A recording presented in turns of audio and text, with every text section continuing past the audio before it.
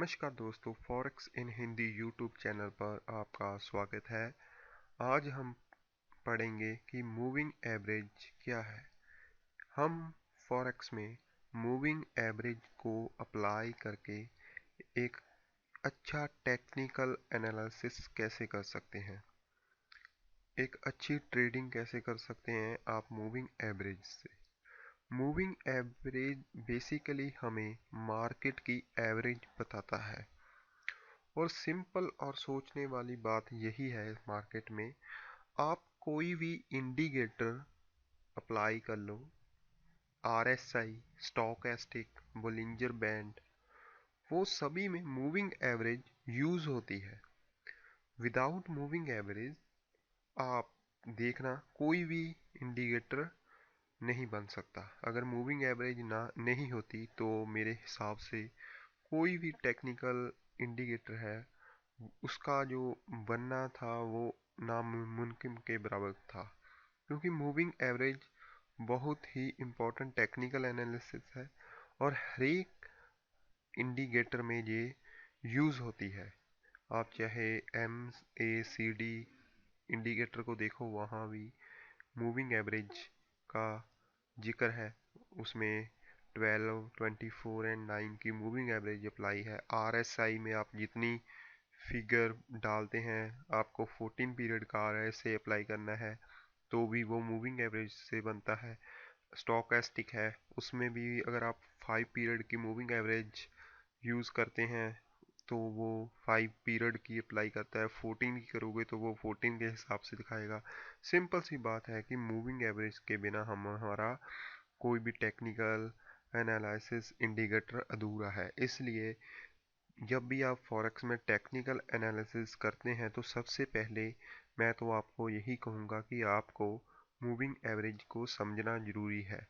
तभी आप एक अच्छा टेक्निकल एनालिसिस कर सकते हैं और एक अच्छी ट्रेडिंग कर सकते हैं। तो जानते हैं मूविंग एवरेज में क्या क्या होता है। बेसिकली मूविंग एवरेज बहुत टाइप्स की है, बट मेनली जो टू टाइप्स की है, जो इम्पोर्टेंट टू टाइप्स है इसकी, वो है सबसे पहले सिंपल मूविंग एवरेज। आप सिंपल पीरियड की 14 पीरियड की मूविंग एवरेज लेनी है तो उसको सिंपल मूड कर कर आप अपने चार्ट पर अप्लाई कर सकते हैं। ठीक है। उसके बाद है एक्सपोनेंशियल मूविंग एवरेज, ठीक है, जिसको हम फास्ट मूविंग एवरेज भी बोलते हैं। तो ये भी मूविंग एवरेज अच्छी है। ये फास्ट, इसको फास्ट तभी बोलते हैं क्योंकि ये सिंपल से थोड़ी सी फास्ट है। तो ये मेनली टू मूविंग एवरेज है जिसको हम अपने चार्ट पर अप्लाई करते हैं और एक अच्छा टेक्निकल एनालिसिस करते हैं और एक अच्छी ट्रेडिंग करते हैं। तो इसके बाद हम देखते हैं रियल चार्ट में इसको कैसे अप्लाई करते हैं। तो चलें हम अब लाइव चार्ट पर मूविंग एवरेज अप्लाई करते हैं। सबसे पहले हमें एक सिंपल मूविंग एवरेज को अप्लाई करना होगा अपने चार्ट पर। आप अपने MT4 में इंसर्ट में जाकर आप मूविंग एवरेज पर क्लिक करें। ट्रेंड के बाद मूविंग एवरेज, ठीक है। उसके बाद आपने पीरियड सेलेक्ट करना है, आप कौन से पीरियड को के हिसाब से मूविंग एवरेज को देखना चाहते हैं। तो सिंपल ही बात है, H1 चार्ट है तो 50 पीरियड की मूविंग एवरेज को अप्लाई करते हैं। मेथड है सिंपल, ठीक है, अप्लाई क्लोज। इसका कलर जो मैंने दे दिया वो रेड। तो ये है 50 मूविंग एवरेज। अगर हम सिंपल 50 पीरियड की मूविंग एवरेज से देखें तो न्यूजीलैंड वर्सेस डॉलर का पेयर है, तो उस हिसाब से जो न्यूजीलैंड डॉलर है वो डाउन है, मंदी में है कहने का मतलब, क्योंकि वो 50 की मूविंग एवरेज से नीचे है। ठीक है। और इसका कहने सिंपल सा मीनिंग यही है कि जो डॉलर है वो स्ट्रॉन्ग है अगेंस्ट न्यूजीलैंड डॉलर के। ठीक है। तो उसके बाद हमें एक और मूविंग एवरेज अप्लाई करनी होगी जिसको हम फास्ट या एक्सपोनेंशियल मूविंग एवरेज कहते हैं। तो चलिए उसी मेथड से ट्रेंड में जाना है। लाइंस इंडिकेटर, ट्रेंड,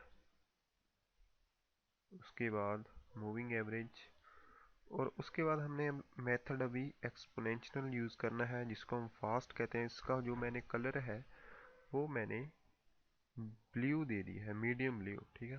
तो ये हम 50 की ही अप्लाई करते हैं तो इसका फ़र्क पता चल जाए।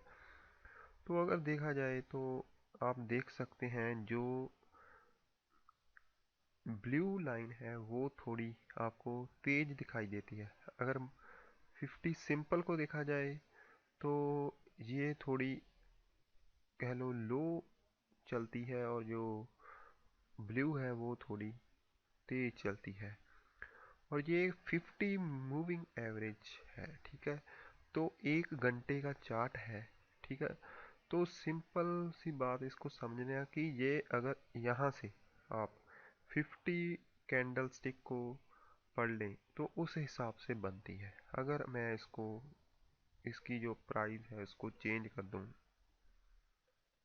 इसका 100, ठीक है। तो ये देखिए अभी ये इसमें थोड़ी हेलजेल हुई है। कहने का मतलब पहले ये 50 की थी, अब ये 100 की है। ये 50 की है, इसको भी मैं, जो इसको हम फास्ट बोलते हैं, इसको भी मैं 100 की कर देता हूँ। तो यहाँ देखिए इसमें भी थोड़ी बदलाव आ गया है, ठीक है। तो इस तरह हम मूविंग एवरेज को समझते हैं। तो मेरा तो सजेशन आपको यही है कि आप एक्सपोनेंशियल, जिसको हम फास्ट मूविंग एवरेज बोलते हैं, उसको अप्लाई करें। अगर आप सिंपल को यूज़ करते हैं तो वो आपको सिग्नल थोड़ी देरी में देगी। तो इसलिए आपको सिंपल से अच्छा रिज़ल्ट नहीं मिल सकता। एक्सपोनेंशियल को आप यूज़ करें, जैसे कि ये ब्लू है। तो अगर मैं इस इस पर बात करूं, सिंपल सी बात, अगर मैं यहाँ ट्रेड करनी चाहूँ न्यूजीलैंड डॉलर पर, तो मैं यहाँ सेल की ट्रेड करूँगा। क्योंकि फॉरेक्स में एक बात हमेशा याद रखनी चाहिए, जो स्टॉक है, स्टॉक की भी वीडियो मैं आपको बनाऊंगा कि स्टॉक एंड फॉरेक्स के बीच क्या अंतर है। जो फॉरेक्स है उसके हिसाब से हमें ट्रेंड के साथ चलना होगा।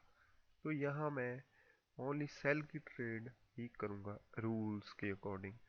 तो मैंने देखा कि मार्केट ने अगर ये लो ब्रेक कर दिया तो यहाँ से मेरी एंट्री, जो मैं ले स्टॉप, सेल स्टॉप, यहाँ पर एक ऑर्डर लगा दूंगा, और उसका जो टेक प्रॉफिट होगा वो इसके 1.3 रेशो के हिसाब से, अगर यहाँ पर मैं एंट्री लेता हूँ तो 14 $14 का मैंने रिस्क लिया, और तकरीबन मैंने 50 पिप का टेक प्रॉफिट रखा, ठीक है।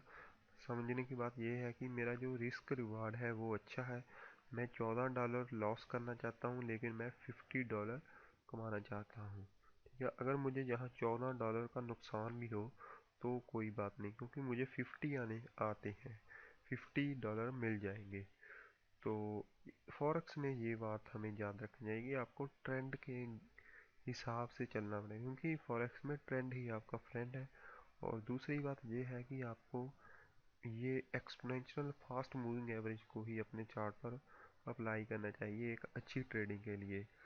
तो अगर मैं आपको एक एग्जांपल दिखा दूं, यहाँ पर देखें, यहाँ पर मैं देखूं तो ये कैंडल थी, ठीक है। उसके बाद मैंने देखा कि ये इसका हाई पॉइंट है और ये उसका जो कि है लो पॉइंट है, ठीक है। लॉन्ग टर्म ट्रेड है। तो यहाँ मैंने एक बाय स्टॉप की एंट्री ली, ठीक है। तो जो मेरा स्टॉप लॉस था वो तकरीबन, मैं इससे आधा 20 पिप का यहाँ तक रख रहा हूँ, क्योंकि इसके बाद जो ट्रेंड है वो सेल का स्टार्ट हो जाएगा। उसके बाद मैंने एंट्री ली।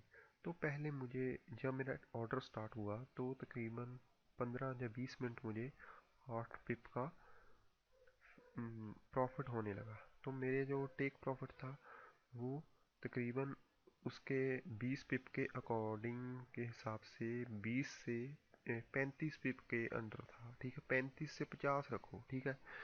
तो जब मैं यहाँ से एंट्री अपनी स्टार्ट की, तो जब मार्केट ने पहला आवर बीत गया तो मुझे कुछ पिप्स लॉस में थी। तो उसके बाद मार्केट में मेरा जब मैंने दूसरे घंटे मुझे 5 पिप का फ़ायदा होने लगा, तीसरे घंटे मुझे 12-13 पिप, और तकरीबन पूरा 7 कैंडल तक मुझे प्रॉफिट। उसके बाद मार्केट रेंज बाउंड होने लगी। सिंपल सी बात, रेंज बाउंड जब मार्केट होती है तो मार्केट में दम नहीं होता, आप अपनी एंट्री एग्जिट कर सकते हो। तो तकरीबन यहाँ पर मैंने एक अच्छा खासा प्रॉफिट बनाया होगा अगर आपने यहाँ पर ट्रेड की होगी ट्रेंड के अगेंस्ट। अगर आप यहाँ सोचते हो कि मार्केट बहुत ही लॉन्ग मूव की तो अब मुझे यहाँ से सेल लेना होगा, तो आप लॉस में जाते हैं, क्योंकि फॉरेक्स में ट्रेंड ही आपका फ्रेंड है। प्लीज़ ट्रेंड को फॉलो करें। और ये थी मूविंग एवरेज का लेसन। तो इस तरह मूविंग एवरेज थी को हम मार्केट में अप्लाई करते हैं। तो इस वीडियो में इतना ही दोस्तों। अगर आपको हमारी वीडियो अच्छी लगे तो आप लाइक कमेंट जरूर करें और हमारे फॉरेक्स इन हिंदी यूट्यूब चैनल को सब्सक्राइब जरूर करें।